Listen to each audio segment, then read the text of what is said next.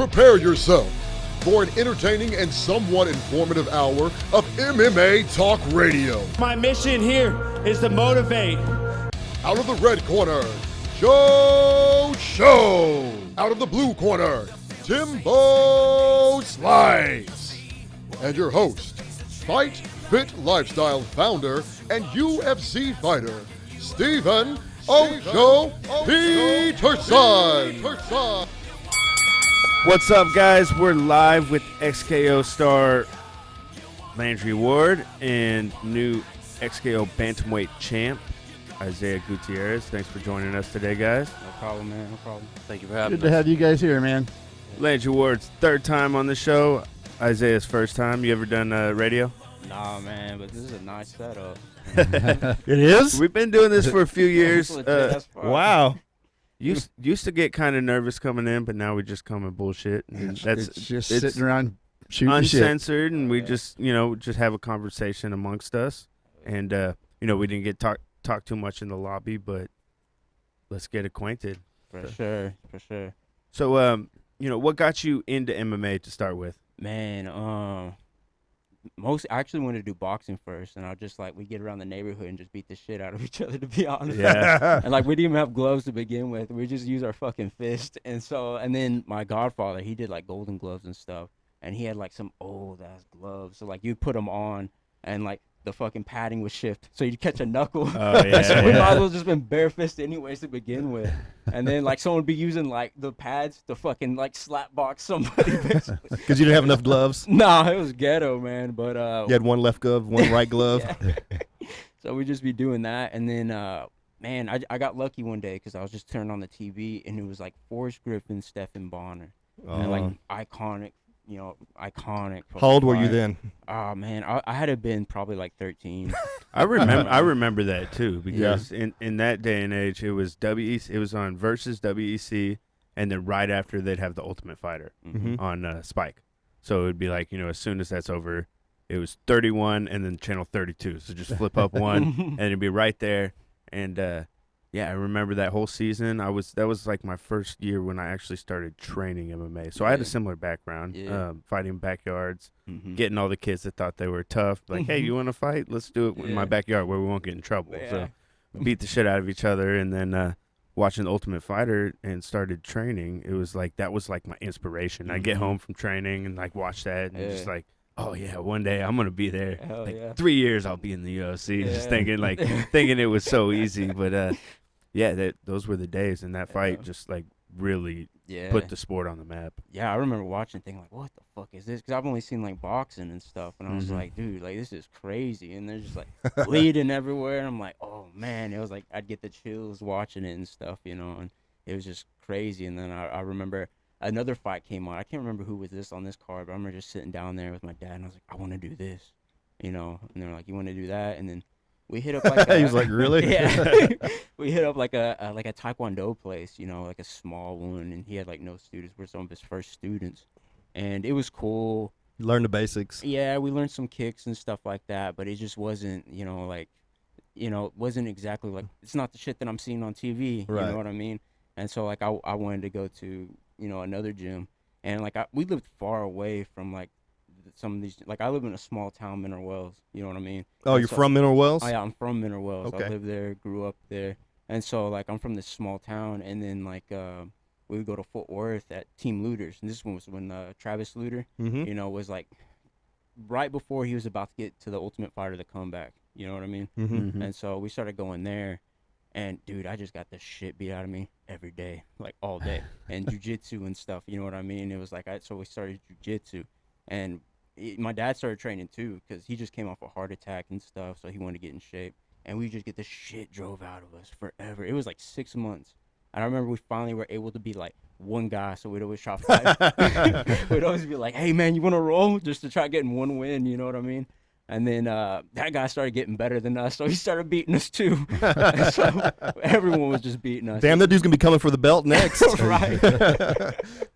And so, like, eventually, it's like we started getting better. And then after that, we started doing some boxing stuff, and then rolling into Muay Thai. And then, just kind of training striking off and on. You know? Started learning. There's so much to learn. You're like, oh Yeah. shit, I just gotta. I had that same thing. I was like, I just gotta jump into everything Mhm. and just get a little bit of everything.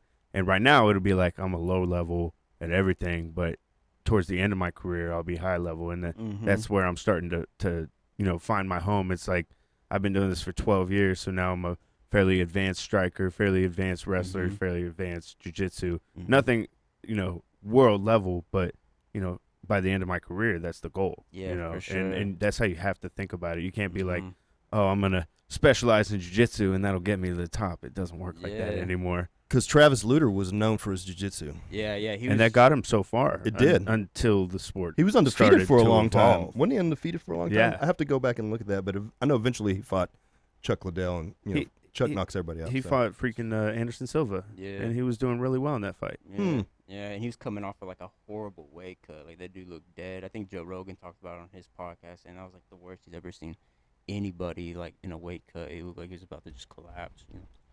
And I mean, he was really successful with his career and stuff, so it was cool. Like and just seeing the difference. Like, dude, whenever like his gym was pretty good, like population wise, whenever like before the comeback, but after the comeback, oh my god, dude, like it was fucking insane. Like Everybody coming in there. yeah, because it was also like one of the only gyms really in the area as well. Because MMA was like, it was still fairly new, in a lot of ways. It was nothing like how it is now, So it was crazy just seeing how like, like like back then when I first signed up, the MMA classes, it didn't even say MMA.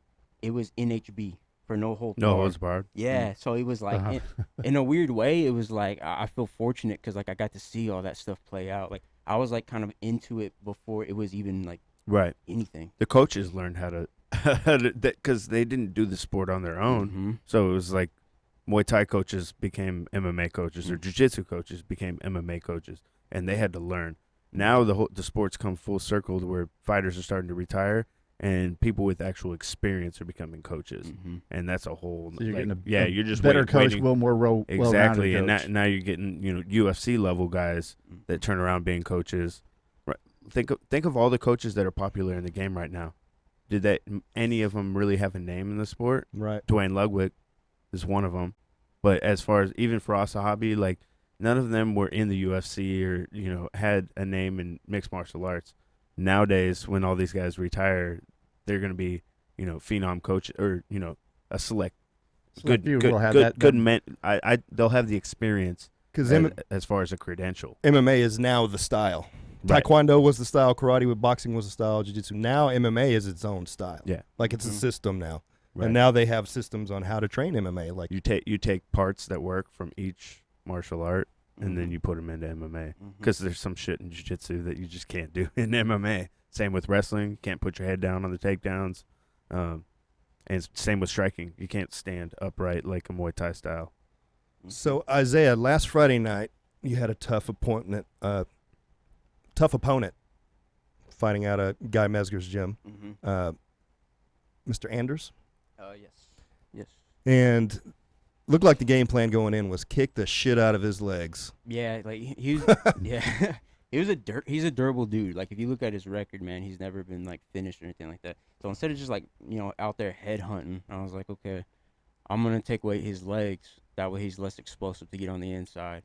And then I'm gonna start working the body. I'm gonna test his body out as soon as I start chopping down those legs to kind of pick at his gas tank. Because it's 5-round fight. So I was like, well, he's pretty well endurance. So I was like, let's just start poking holes in his gas tank. Let's see how that holds up. Just chop the legs, work the body.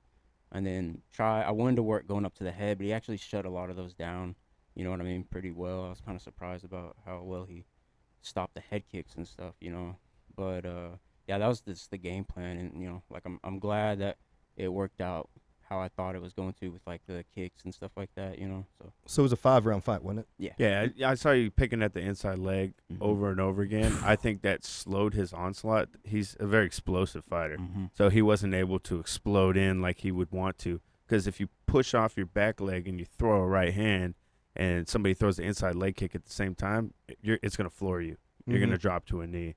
I think you got caught with one of those early in the fight. If you miss the inside leg kick or don't hit it quick enough, then it won't work. But if you keep popping that inside leg, then they're going to start not committing to the right hand. They're not going to throw it. They're not going to explode in. And then, then his movement starts to waver. And that's, slowly picking apart that puzzle when you're fighting somebody so explosive. I think he stopped punching after like the second or third round. Yeah, he couldn't. You can't push off your feet. Couldn't move. Yeah, about the third, I think that's when it really started picking up on him. Because the second he did catch me in the second round, Right. So he still has, he still had that explosiveness, and it was like the, going with that right hand, Little flash knockdown. Yeah, it was like, and you're like shit, but just get up, stick to the game plan, just keep doing you, and it worked out. It was kind of just kept chipping away, chip away. His legs. I had some photos on our Facebook page. Took some photos of legs, man. They were welted well up. Yeah. up. So that was a great fight. Yeah, it was a good fight. Showed like veteran composure, and congrats to you and winning the title. Yeah, thank you. You didn't bring the belt with you? No, dude. I thought about it, and by the time I drove off, I was like, "Fuck." That's what it's for, man. You're supposed to carry that around. Show it off while you can. They're gonna take it back. They're gonna take it back. Leave all the promotion for the Lone Star beer. Oh, there it is. So, Mr. Landry Ward, the Lone Star also kid. was tested last Friday night. I was looking forward to that fight a lot. I was like, this is a good test for you. Everybody knows what you're capable of as far as, setting guys up and knocking them out. But what are you going to do when you can't knock the guy out or when he's super explosive and he actually brings the fight to you? And for the first time that we've seen, you're wearing some battle damage. Yeah. First time weaving a fight with a black eye. Yeah. I'll take it. Yeah, it felt good to go 3 rounds and take a little bit of damage, show that I am capable of going 3 rounds. So that you can overcome that adversity. Yeah, I'm not just a one-dimensional fighter either. So. Yeah, he showed some good groundwork, took his back. Yes. Could have done. Couldn't felt like find my the finish, I felt like but my offensive wrestling was good, but I had so many opportunities to finish that fight, and that's been eating at me a lot. But yeah, but you got to give him credit because he is a tough dude. He's super tough, super explosive, and it was like every time that you saw an opportunity, it's like he explode out. Yeah. Or, he's one of those guys that can get away with doing the quote wrong thing, maybe even turning his back just because he's so explosive. So explosive. There's some guys like, okay, they teach you, shrimp, turn in, and to get off your back and hip out, right? And there's some guys that'll just totally explode, turn the other way, push you off, and then stand up. And it's like, most guys you'll be able to take their back, but if they're super explosive, sometimes it's hard. So that battle was pretty back and forth, and me and Timbo, and for your fight, I mean, we're cage side. Yeah, So- not even with the table in front. Not even. I mean, able to stick your fingers in the cage if you wanted to. Yeah. Actually, I got yelled out for that. They're like, "Get your fingers out of the cage." I was like, "My bad." Thought the ref was yelling at the fighters. He was yelling at you. Yeah, he was. Get your fingers out of the cage. Oh, my bad. Like, hey, asshole. So both guys, I mean, you guys were landing some shots. So on Isaiah, he was landing those leg kicks, man. I was flinching. By the end of the fight, I was flinching because of those leg kicks he was landing. And on Landry's fight, y'all were just trading back and forth, a lot of exchanges. Once y'all would clinch up and break up, man, it was guns a-blazing both ways. I mean, he would come back with some hooks and some shots, and he caught you clean with some hard shots. And I could see you kind of like bear down and like go back in, like, oh man, it was good. So that was an excellent card that night. So much fun. Yeah, I needed Ocho on the booth. I'm 3 for 3 with him calling fights with knockouts. Yeah, I told him that's I what wanted it to was. commentate that one. They gave me one of the amateur fights. I was like, all right, got to take what they give me. But yeah, maybe next time we could work that out.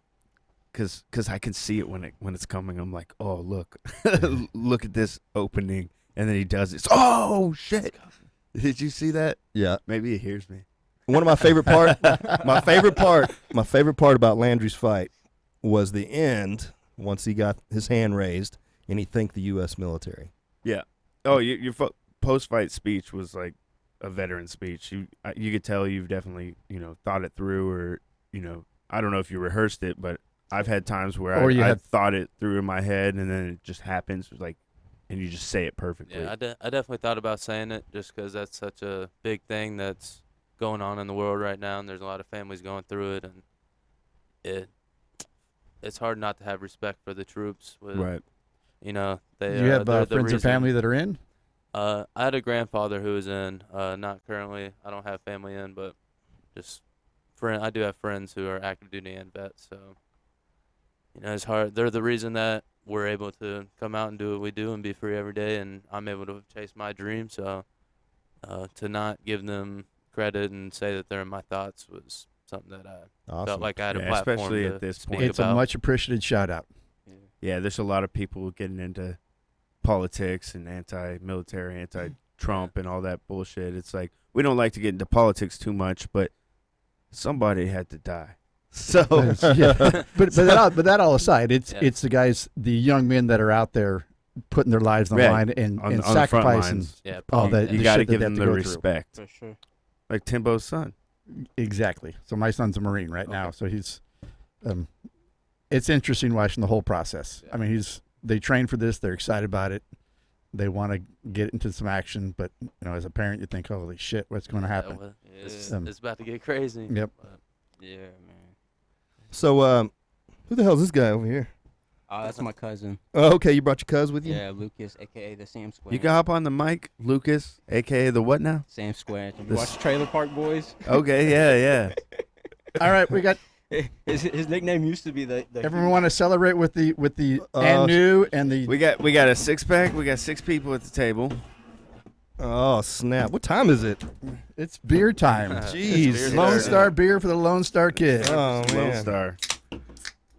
starting early. Damn. No shit. So, have you worked on an endorsement with Lone Star? I'm working on it. I'm trying to get the word out there. We're on social trying to do it media. right now too. Hey, Mark, you better be hashtagging You Lone see Star. Cowboy out there? They with write big the- checks. Obviously he's got the Budweiser endorsement. Cowboy Cerrone. Cowboy Cerrone, and they made him a Budweiser can that they're selling in Vegas this week for I also looked for that one. all his accomplishments. I'm sure you'll be able to buy it on eBay and stuff, but it's going to be a limited edition. So, yeah, get them while you can. Get the Cowboy beers. Yeah, that's badass. Yeah, Cowboy's a badass, man. He'll go out. I mean, even fight week, he's out there chugging beers and shit. Connor is saying he's been sober for months, but you saw it during his interview with Ariel Helwani. He keeps looking down to the left when he keeps talking about sobriety.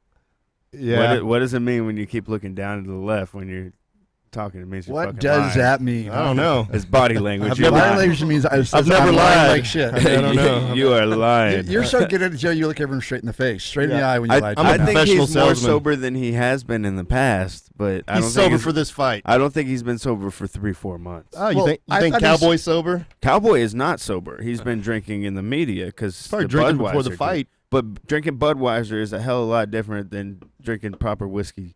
Connor It didn't depends even on know. where. Well. Not if you're from Thailand. Proper 12 is like shit poison for your body.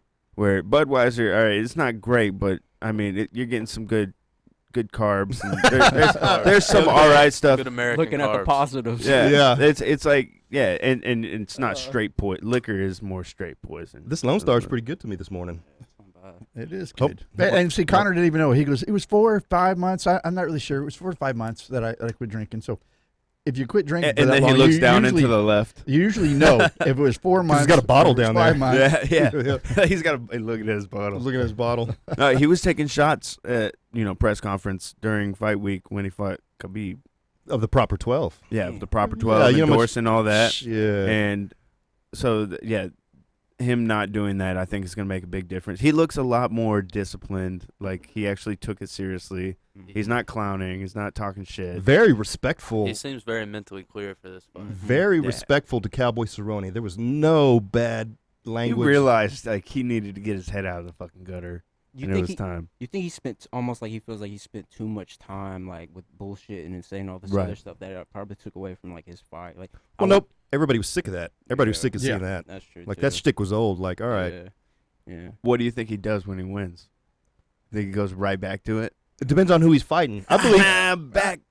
I believe he's it's- going to go right back to it. I believe it's if who he wins. wins. I'm thinking that the loss to Khabib, then all the allegations and all the bullshit that he had, going to jail, the stuff in Miami, all that. He's like, damn, all right, maybe I do need to turn some things around. So Yeah. that probably got him straight. And then He's a little older now. a A little older and 2 got kids. 2 So kids. that changes things. It changes your perspective on life quite a bit. Well, going to court is expensive. He's probably tired of. Oh, yeah, and he's got to pay everybody. The guy who smashed his phone. He got to pay the old man he smacked. Uh-huh. He's probably got to pay the 2 girls that accused him of rape. Not that I know anything about like that story or like what went down, but I haven't heard I anything. know like women just throw themselves at you and anything could happen. They can turn around and say besides anything. paying his lawyers and everybody else to go along with it, he's paying off all those other He's people. got to pay. I bet He's got to pay a settlement to the women or settlement to the guy he smacked. Millions. There's a lot of money he's paying out. Millions. Oh, I, yeah. I guarantee millions of dollars he spent in legal getting. Oh yeah. Wow. That's a lot of money. So did you guys watch the Aaron Rodriguez thing on Netflix? I didn't watch it yet. I watched it. Is it it was good? freaking in depth Yeah. on his life and everything. It was freaking awesome. I watched the whole thing He had one night. real bad CTE. Is probably When after he died, they studied out. his brain. And they said for that age, he has extremely really bad CTE. It Man. looked like an old man's brain.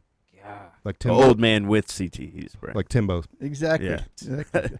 I can show you on the back here where they've opened it up. So it's raising a lot of questions about CTE and contact sports, which it has been. I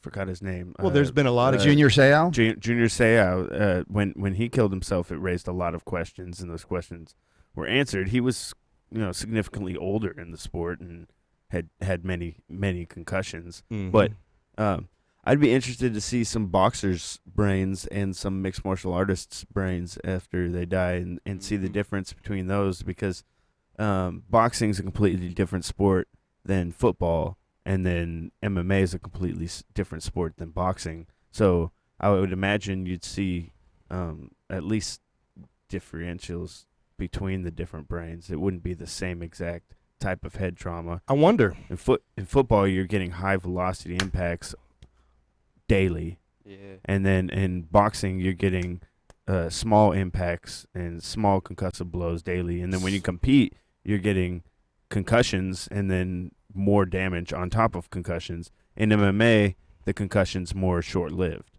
So you might get knocked out and finished, and then that's it. You don't get an 8 count to recover. So I would imagine that the brain's got to be totally different. I think a lot of the damage just comes from the preparation and the sparring. Sparring, Yeah. you're getting repetitive blows. Uh-huh. Every day. Yeah. Some They mixed call them martial arts- Boxing headaches. and boxing headaches. Yeah, boxing headaches. And Those are they say concussions. from studies, the headgear doesn't make a difference as far as the concussive blow, and it 'Cause it's makes still Still shaking your complete head. sense. Yeah. I mean, you're still getting your head jarred side to side whenever you get punched. It just helps with bruising and cuts. And cuts. Yeah. So, I don't wear headgear unless I have a cut, and I realize I don't get hit as much when I don't have headgear. I'm able to see things and For move, sure.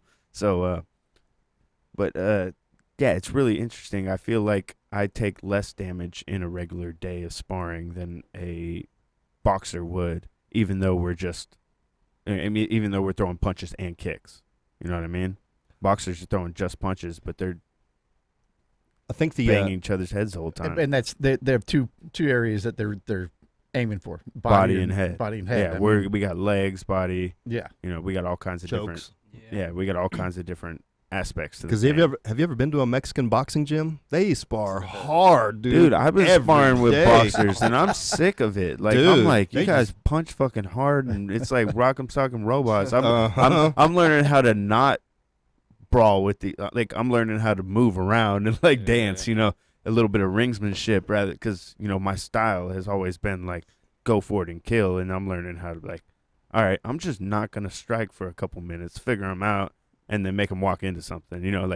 Learning how to advance my game without going to war with these boxers. Yeah. Yeah. It definitely depends too, like who your sparring partners. Like sometimes when I go to Jackson's, especially with, like early on, there'd be like shit ton of people, and you're like, all right, I'll spar with this dude, and this dude's just like, you don't know who he is, but he's some fucking killer from Russia. Right. It's like, I'll go with you. And the next Comrade. thing yeah, he's like been like boxing to his whole life, and he's killing it. And then you look him up later, and he's like, this is killer. And 200-0. yeah, it's crazy, man. So yeah, definitely I think depends too on like who your sparring partners are, like figuring out good partners that they're gonna push you, but they're not gonna go like ape shit on you. You know what I mean? So stepping into Jackson, was it like stepping in when you first started out, like you're talking about with your dad, where you're stepping in and going, holy shit, look at these people are Oh, dude, it top was- notch, and It was, man, like the first time like I went over there, cause you live in the dorms, right? And so it's like I had no idea what to expect, but in my head it was like okay, I'm gonna have my own room, and then we just go train. It's like, nah, man. I was in a room with like 6 other dudes from Mongolia. They didn't speak no English. They're like cooking inside the room, and it's like, okay, it's time to go train. Some good food though. Dude, I didn't get to eat it because I was cutting weight. It smelled good though, man. They kept offering, and I was like, man, I wanted to say yes, but I was like, dude, I can't. I'm cutting weight, and that's when I was cutting to 25, so I really had to watch what I was eating. Man, you know what I you're mean? a big dude for 25. I don't No know shit. how I did it, man. Like I think about that shit, and it's Give like, you a couple years, you won't even be able to make 35 no more. Trust me. I can't even make 70 anymore. yeah, dude, it's like I think about it. I'm like, it's crazy, man. But like most of the time I'd go over there, man. I'm looking like a scarecrow, man. Like I got nothing on me besides like bone, you know. Hey, you looked all right for at 35. My last fight though, like I felt like it was weird. Like I Little felt drained, I felt lethargic. I was just coming off the flu and stuff, and I think that really jacked with me a lot. Like even mentally, man. Like I've never had a fight like that before, where I was like so like stressed out. Like I'm in the back, you know, like thinking like, all right, okay, hopefully my endurance doesn't fuck up. Because I mean, I didn't get to really train like 2 weeks before that fight just because I was so fucked up from the flu and stuff. And some of my coaches were telling me, dude, I don't think you should do it. And then some of them were like, man, just work through it. And really, the only reason I did it is because I was like, man, I done missed all the holidays going in Albuquerque and everything. You put in all this sacrifice. I was like, I done sacrificed so much and missed out on everything just for this moment. And like I've had to pull out of fights before, and you always think like, you know, what if? And I was like, Right. I just don't want to deal with that what if. You didn't want to have that what if question hanging over you. Like I could have just, sucked it up and won in the first round and not have to deal with. But then when you go in and you take a L, you're like, So yeah. maybe it wasn't a good idea Yeah. to fight with one arm. Like you think about these things and Yeah. you're like, was that a good decision? Yeah. Was that because I was tough, or should I have made a smarter decision? And you weigh those options, but luckily you were able to come away with the W, and it paid off. Yeah, for sure. Yeah, it's always hard because you go back and forth. Like, man, is it worth like taking a loss? Is it worth I mean, let's be honest. You have to weigh what you've put in Mm-hmm. to what you can get out. Yeah. If you've already sacrificed so much and invested so much, then you got to go through with it. Yeah. If you haven't invested much, or I mean, I'm just saying there's different different agree. cases, different scenarios. But if you blow out your knee, it doesn't really matter how much you sacrifice. It's like, hey, you're out. You can't keep going. So there's different cases, different scenarios. In this case, it was just a flu, so it was more. I think it was more of a mental thing. You had to really fight yourself. Like I could feel it in my body and stuff, but I think a lot of it did become mental. Like, you know what I mean? Yeah. And Well, you feel you're tired, and you're like, oh shit, and then Yeah. you start wasting more energy just thinking about it. Like and then like the ultimate decision too was like there was a fight that I was supposed to do for LFA like a long time ago, and the fight before that I broke my jaw, and luckily I won with a broken jaw. You know what I mean? But I had surgery and stuff like that, and then there ended up being like an opening, I guess, from like the surgery where it maybe like it fucked up or something in training and everything like that, because they tell you to chill, but you know what I mean? It's like Let's be honest, you can't do that. The next day I was trying to like kick the bag and stuff, and I'd feel it rattle in my jaw, and it's all fucked up, and so like I think I didn't really help it out, and there ended up being an opening to where like I could see the plate like on the inside, and like food would get in there, and it was like I kept going the whole training camp with it like that. And to be honest, it was like one of the best camps ever, and it just kept bugging me. And we ended up pulling out of the fight. But after that, I was just like depressed. I was like, man, I should have just fucking sucked it up. I should have did it.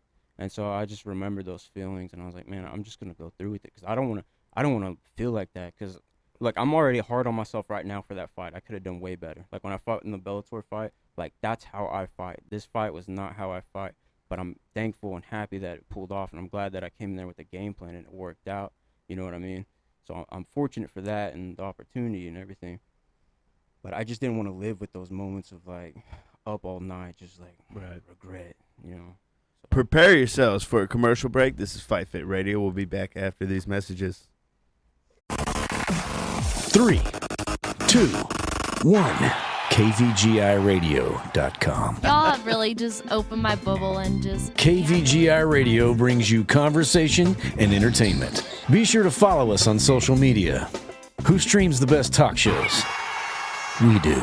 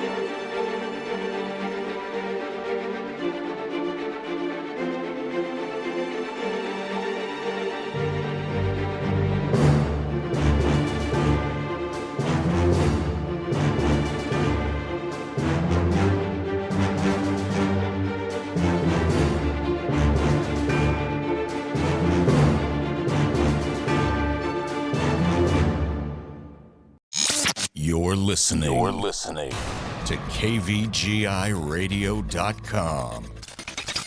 Streaming live from the KVGI studios in Frisco, Texas. Live without limits.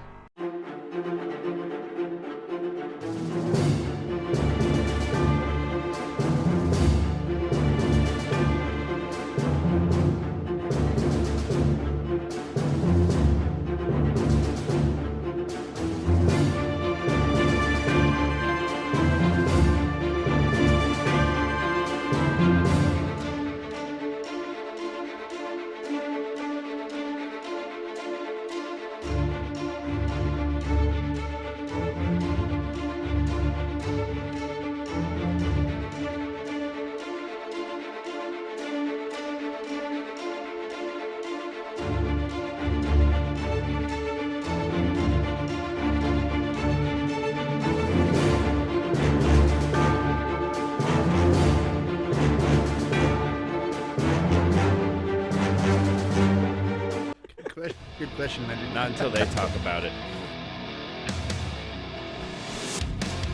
Prepare yourself for an entertaining and somewhat informative hour of MMA Talk Radio. My mission here is to motivate. Out of the red corner, Joe Show. Out of the blue corner, Timbo Slice. And your host, Fight Fit Lifestyle founder and UFC fighter, Stephen Ocho Peterson. Everybody looking at me. You had this look like you've never heard that before. That sounds cool. It is cool, man. It makes me look cool. That's why we're founder. Fight Fit founder. If it becomes a big deal, then that'll be something, huh?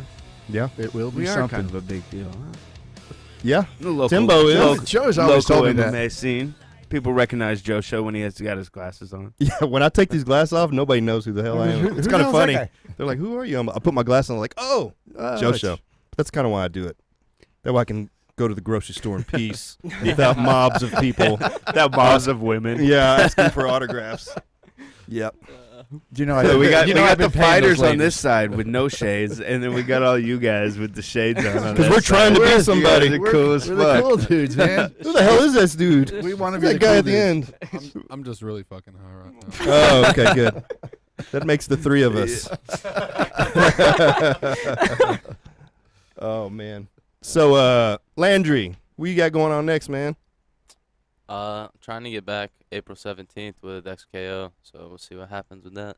Texas Live. Oh man. So you have anyone else? And I heard I was talking to one of your fans, but he was hanging out with your mom. I was talking to him after the fight, and he was like, "Tell me how you got called out by this guy." You have anyone else that's calling you out? Are you calling anybody else out for your next fight? No call outs. I do have a name, the contract sent to him, so they're reaching out to his camp, so we'll see what happens with that. So it's in the works. It's in the works. Already. What are you, 3-0 now? 2-0 2-0 as a pro? 2-0 as a pro. as a pro. Did you see that? I sent you that old school video. We've already done 2 or 3 interviews together. This guy put me on the map with his interviews. Oh, who's that? Stepping up to Landry. Joe Show views. Oh, yeah. Oh, yeah. Every Dude, time because our we inter- share a Landry Ward video, it gets like thousands of views. Dude, I think one of them got like 16,000 views. He has a really good following from the start and really like loyal fan base, which is really cool to see somebody, young that's already, well recognized and able to put asses in the seats. Because at the end of the day, that's what matters. You have to win. It's putting You have to be asses in the exciting. seats. But if you can't put asses in the seats, you're not going to make no money. And, to see somebody young able to put asses in the seats, he's going to make some money, no matter where he fights. We could start our own promotion today and put Landry Ward as the main event, and we know he's going to sell X amount of tickets. You better. Yeah. I therefore, have some amazing support, and I can't thank everyone who reaches out and comes out to the fights and supports me. Even if they can't make it, they're always hitting me up like, hey, we're catching the fight. Can't wait to watch you. And I just can't thank all of them enough. They make me want to wake up and get my ass in the gym and keep working so I can keep having their support and make them happy, because it makes them happy that I'm happy living my dream. So got some real good people around me, and like I said, I can't thank that enough. last fight we were at Texas Live, man, that I swear half that place was Lone Star Kid. Yeah, and Lone he's Star and he's Kid. building a brand with the Lone Star Kid shirts. Mm-hmm. So that makes him recognizable. That makes him like people will see those shirts and they'll be like, "That's interesting. Who's that? Yep. What's that about?" And they ask questions. Like I've had people see the Ocho on the back of my shirts from other people. They're like, "What's that?" It raises questions and they're like, "Who's that?" Then they talk about you. Then that person's liable to go look you up, become a fan, and that's how your name spreads. So building a brand around yourself is the way to go. Building a brand that way, building a brand by doing what you do in the cage, and then also with your post-fight and how you carry yourself. I mean, those things resonate all the way down the line to fans, to want to be fans, people that are just learning about you. That really brings them all on board, I think. Absolutely, yeah. The way you carry yourself is a huge impact on people and the way they see you. And first impressions are everything, and the way I carry myself, if that's the first time they saw me fight, that's their first impression, is the skills that I possess in the cage, and then how I carry myself after. So I always want to leave a good impact. And you do have a little bit of taunting. And he's got some dog in the cage, dude, and that's important.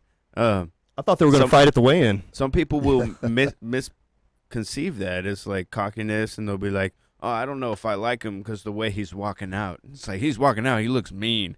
He looks like a person you wouldn't want to talk to. Yeah, no But then when shit. you see him, in normal life or after the fight, and he's walking around talking to people, you're like, "Oh, this kid's a relatable, good dude." Or in the post-fight speech, that's one thing that you handled really well early on in your career, was not to lose your shit on the mic. I was like 18. They gave me a mic. And he's like, "Holy shit. Yeah, let's get fucked up. Let's go." They're like, no. Everybody hated me. So, to be able to compose yourself in that moment, like, and just hold down the excitement and speak to the crowd is a, big show of maturity in your career. Appreciate that. And how old are you? I'm 27. Isaiah. Yeah. 27, 23. 23. So Young dudes. very young dudes. So Isaiah, you got a normal job? You go to work? Now I just teach, so I'm like living. You got this a stuff. normal job? Yeah, like a day job. This is life. Landry, you were waiting tables for I was waiting tables. what was that place? Media. Media, yeah. That place was good. Yeah, so I quit waiting tables there probably about maybe month and a half before this fight, and I'll be making a move to Florida. Gonna be training down there now. ATT? It's not an American Top Team. It's called Freedom Fighters MMA. I might do a little bit at ATT, depending on who we get in contact with there. First round management helped me out a lot, put me in connections. But yeah, making that move to Florida, so quit waiting tables, and now I got some people helping me out to just chase this dream, and they see how much I want it, so it they invest in me, and their investment is not going wasted. I wake up every day telling myself I'm be a world champion, and go do the actions to make that dream become a reality. So you're looking to move there and train full time, not just for fight camp? Yeah, full time. So Landry Ward's going to Florida. Unfortunately, The gotta Lone leave Star the Lone Kid, Star what the State. fuck? I know, Wow. man. You're gonna be the Cuban Trader. the Cuban kid. He's selling It out. You're is- going to have to it- switch it up. It is all Cuban. Spanish speaking every day. Going to the gym. I'll be picking that up. Real What? quick. Like Miami, Florida? Yeah. Oh no, you're Wow. gonna be. He's gonna get so corrupted down there. Next time you see him, he's gonna be smoking and drinking, and I'm be coming with cigars, gold chain, Yeah. tight ass jeans. he's gonna have on some white ass jeans and a white button-down shirt. Be all tan. V-neck down Hey, here. All your tan. boots and belt buckle and hat aren't going to fit in down there? Hey, there's a country club by where I'll be living, so Oh, when snap. I do go out, that might be where I'll be. Oh man. And so Isaiah, you're teaching for. Travis Luter. So yeah, I teach down there, and then I just do private lessons and stuff like that. So you're teaching just all MMA, Muay Thai, stuff like that? Yeah. That's the way to go in the sport as far as like to make a living, especially when you have significant, years of experience. Teaching's the way to go. I mean, it's like going to school for, to become a doctor and then not being a doctor. You're going to school, you're getting all this experience. It's not just experience to go fight in front of a crowd or get locked in a cage. We can turn around and teach kids, teach women, teach men, train them, and it's also a great way to make a living. I mean, classes are a good way to build up clientele, but the private lessons it's the way to go. It keeps you sharp too. Yeah, because teaching, I love teaching. You learn from teaching as well, because you're telling somebody about the basics. You're also remembering, okay, yeah, I need to do this as well. So you learn. You got to practice what you preach. If I'm yelling at my students, keep your fucking hands up. Like, what? Quit throwing your jab and drop it down to your hip. Bring it back to your fucking face. Talking all this shit. Then when I throw my jab, I gotta snap it and bring it right back to my face. You know what I mean? Otherwise, you're getting text messages and pictures of all that. I teach to parry a push kick, instead of parry it like Muay Thai and go like this, you parry it with your elbow, so you're not dropping your hands, and you turn at an angle. And there's a totally different way you can do it. It's a little more advanced and a little bit harder. And I'm in there, sparring with my student, and I parry it the old way. He's like, "Hey, coach, you said not to do it like that." I was like, "Hey, I'm a professional. Do what I say. Do what I say, not as I do." I did it like that because it's muscle memory. Because that's what my coach taught me. That's not what I'm teaching you. I was showing you the wrong way. Yeah, we're trying to give you the right muscle memory. It works. It works, but it can be, you can be baited that way. So you got to watch. That's the worst. You kick just to can't block. do it the same way over and over again. That's the worst kick to block is the front kick. A front teep or a push. Oh, I'm great at blocking them. Yeah, it's not fun though. You block it either with the parry or with the elbow. I usually use my chin. Yeah. How's that been working out? Yeah, it's all right. So, Isaiah, your fight camp is over in New Mexico, Yeah. right? Yeah. How did you get hooked up there? Actually, I had a teammate go down there and just stay in the dorms for a while, and then I was just like, man, that sounds pretty cool. And they got I was like, they got dorms, they got a bunch of fighters, they got some great coaches. So I was like, I'm gonna try taking a trip down there. I took a trip down there. The first time I went, I just stayed for like a couple of weeks. You know what I mean? And then the other times I go, it's usually like a month at a time. I've been going there off and on for like 3 years now. So Gotcha. I've been going there for a little bit now. That's cool. Yeah, it's real cool. It's an experience. It's so who cool. you hanging out and training with down there? Man, there's so many killers out there. Like who was the one you saw like, like a little like starstruck? Man. Dude, that's hard because there's so many of them. So I'd constantly be like, dude, that's crazy. That's crazy.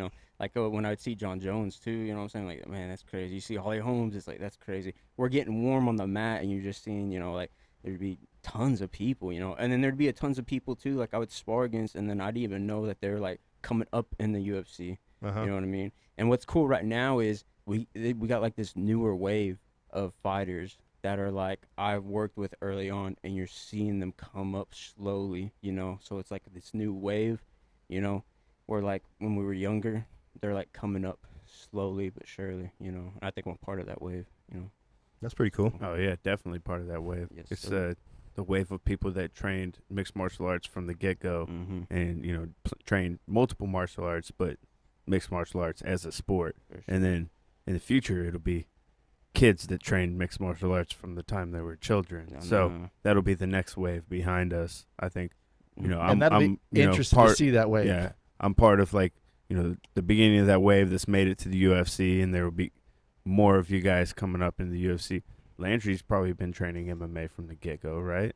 Yeah. Not since you were a child. Yeah, since I was 19. Since you were 19. So, yeah, he's part of this wave. Shit, that's like the almost end of a that child. wave, and then and then It's a young adult. Sorry, it's not a child. these 10-year-olds and young kids that have been training MMA because it was already popular when they were a kid, and they're probably training with UFC fighters or guys like Jason Sampson or retired fighters. They're going to be the next wave behind us. Mm-hmm. Yeah, I agree for sure. So we got a big fight coming up this weekend. UFC. Was it 246?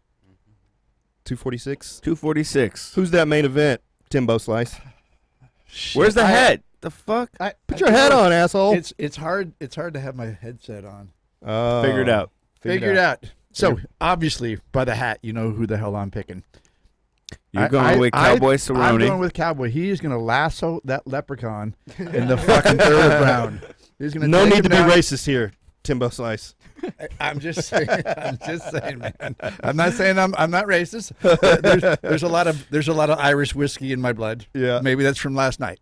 But I think Cerrone's gonna take him. He's gonna start with a head kick in the third, get him down. In the third. In the third, if it makes it that long. So you're telling there me you go. Cowboy That long. Cerrone versus Conor McGregor. You think Cowboy is going to head kick in the third round, Late in the third. and take him down and choke shit at him? Yep. All right. Yep. That's what I'm going What with. do you think, Isaiah? Man, it's a hard one. But if I had to like put money on it, like I could see it going both ways, you know. But if I had to put money on it, I'd probably say Conor catches him second round. About right there. Early. I don't know, just somewhere in the second, but yeah, pretty early in the fight. in the overall fight. Yeah. What about you, Lone Star? Yeah, unfortunately, I like both fighters, but I definitely see Conor taking it in the first. Cowboy being a slow starter, Conor being a way too fast of a starter. I don't think it's going to work out too well for Cowboy. Somebody listen to our show.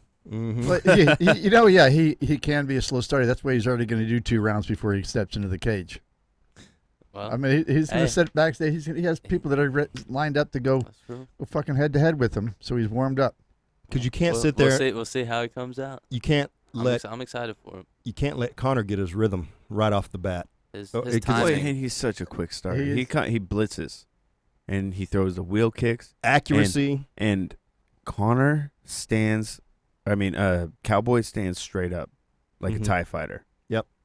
Straight up, not really powerful hands, good kicks, but he stands like a TIE fighter.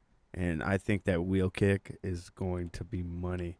And when Cowboy comes out, when he starts, he like finds a distance Boom. by just doing that. Punches, yeah. And if he does that, Conor times that, it's over. Yeah. And Conor does have great timing with. I mean, he can pull that off of his opponent very quickly. So, But if I he can't, there is he can't put him out quickly, and he finds himself in a brawl, then Cowboy, his grit will take over, and Cowboy's able to put the combos like similar to my style. It's like when you're in the shit, that's when he succeeds. That's when he's his best, is in the middle of the shit, not outside, not like exploding in, but when he's in the shit. I've explained the shit. I think Cowboy's going to win. Here's why. Look what Nate Diaz and Cowboy could fight kind of similar to me in a slow start, pawing But jab. Nate Diaz is much more durable. More than Cowboy. Yes. You've think seen so? Cowboy get finished to body kicks. Yeah, he did. Yeah, you're right. You've seen him get knocked out by Gaethje. So you haven't seen that with Diaz. Diaz is much more durable and better jiu-jitsu, So here's in my opinion. everybody's predicting pretty much the same thing. If it's a short fight, Conor McGregor, round 1, round 2. If it's a long fight, Cowboy Cerrone. Science.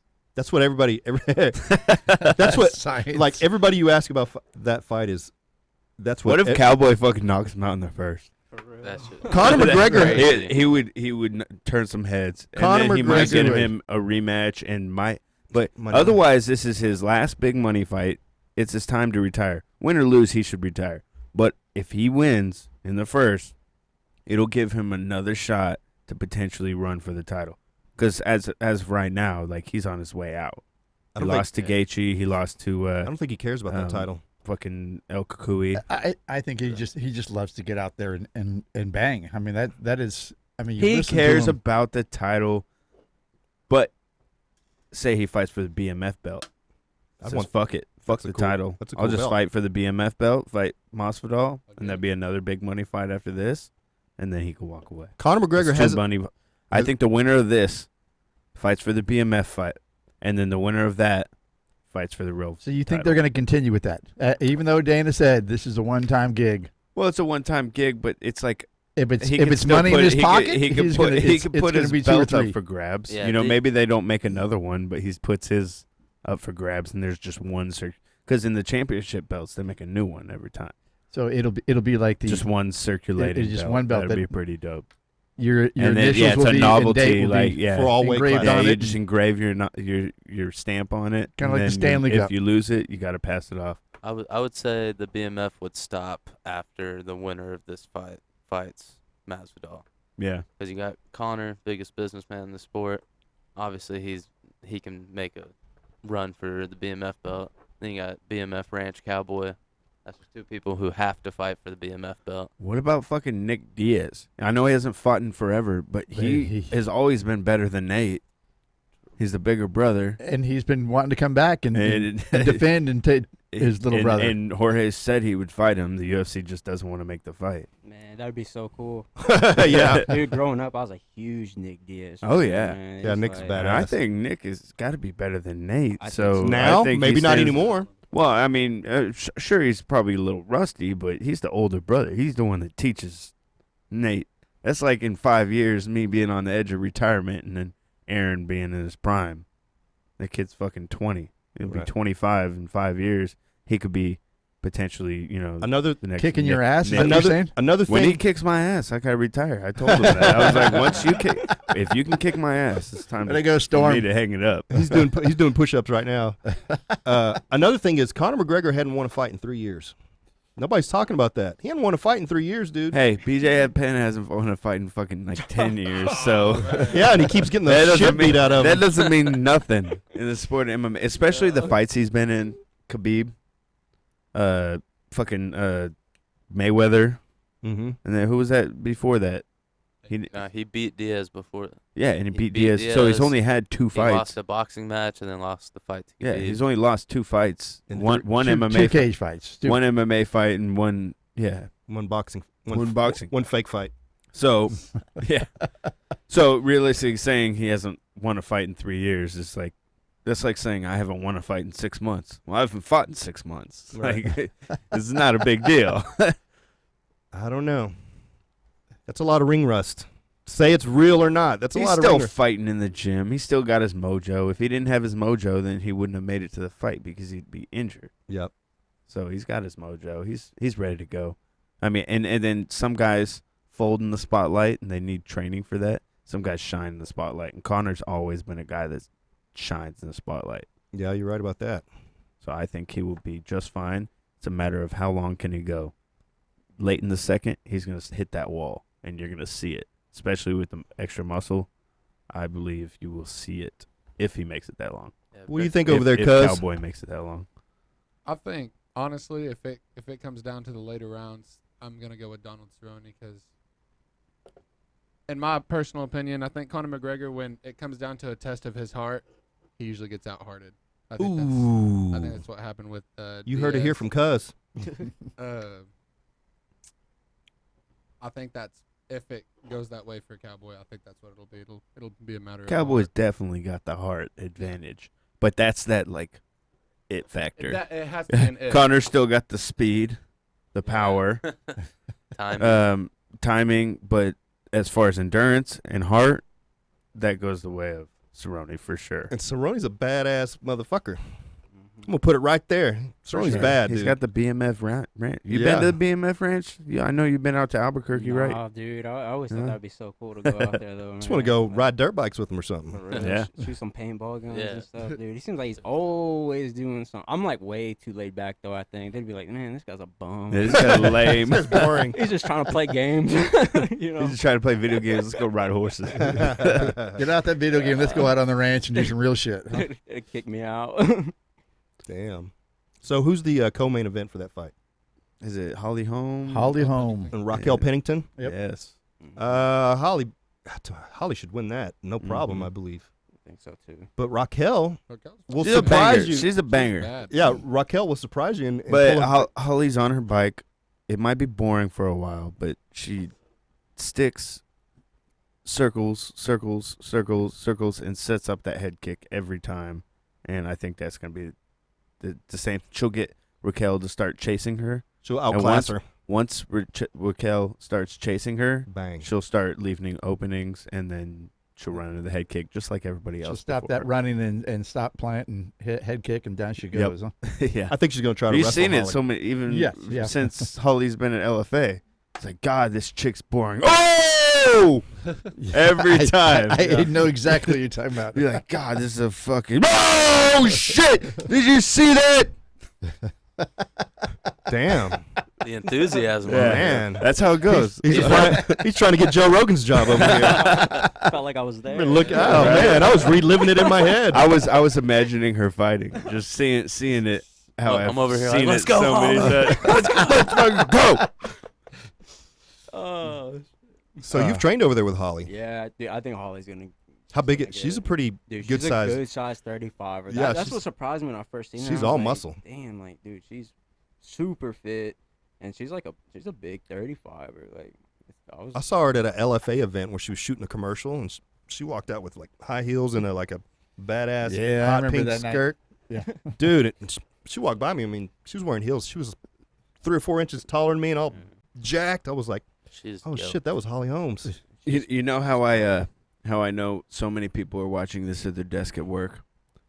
As soon as I scream that oh shit, we lost 5 viewers just like that. Boom, like oh, and then Damn it, they didn't have their headphones on. they're slowly starting to come back on. We went from 28, boom, 20. It's slowly start climbing back up. Like okay, no more screaming profanity. They're like trying to watch it all quietly. Like, Aren't they on their lunch hour? Yeah. They can turn that They should shit be up. on their lunch hour. Some people have a late lunch. All right. And it's all right, Friday. give 'em that. Give it to them. This guy gets one Lone Star in him to start. Oh man, I get lit. It's that Lone Star You coffee don't- mix right there. Yeah, Lone Star Lone and Star Curry. with coffee.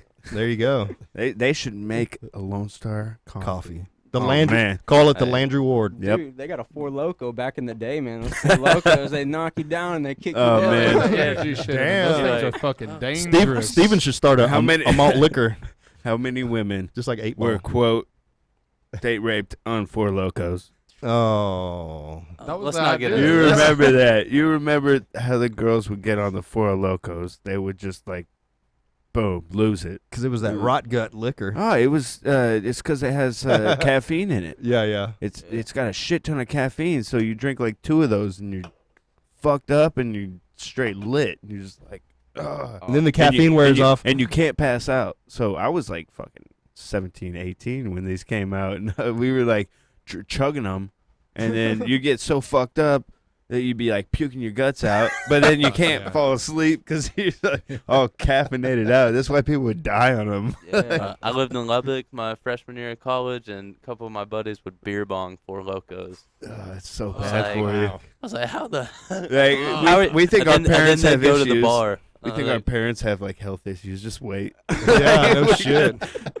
I don't think I'm gonna live as long as my dad did. Oh, Then be man. having those commercials. Damn. If you were a loved one who's big diagnosed with Yeah. cancer from drinking 4 Locos, you could be entitled to compensation. Oh, What? dude, they're gonna get so many people hitting them up.